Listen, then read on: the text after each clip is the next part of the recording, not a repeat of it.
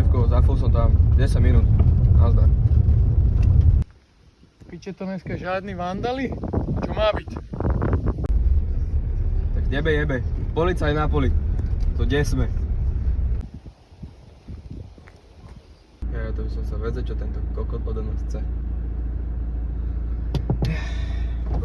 Dobrý deň, pán vodič. Zdravím, šéfko. Vieme, čo sme spravili?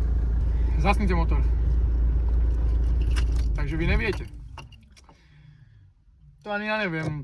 Bežná kontrola STK, bežná kontrola dokladov, prosím. Dobre, pane.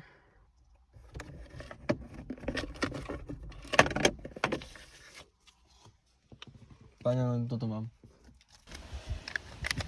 Dobre, to by sedelo.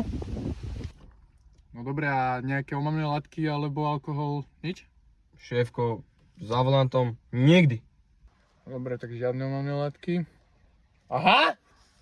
A toto je prosím vás čo? Na vašom aute. Toto. Tam policaj to jebli list. Takže list, hej? Dobre, nasadte si tieto ekologické púta, prosím vás. Prečo? Však ja som nič neurobil. Dobre, nenasadil si púta, zapisujem si. No dobre, pane, mám to zapísané. Nadali ste si púta, nemal som inú možnosť. Ide to vyriešiť len jedným spôsobom. No dobre, tak dajte dole. Čože to dole? Tentokrát nie takto, pane, tentokrát peňažne.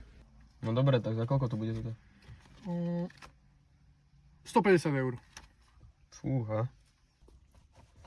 No peňaženku mám asi v kufri. No tak poďme do kufra.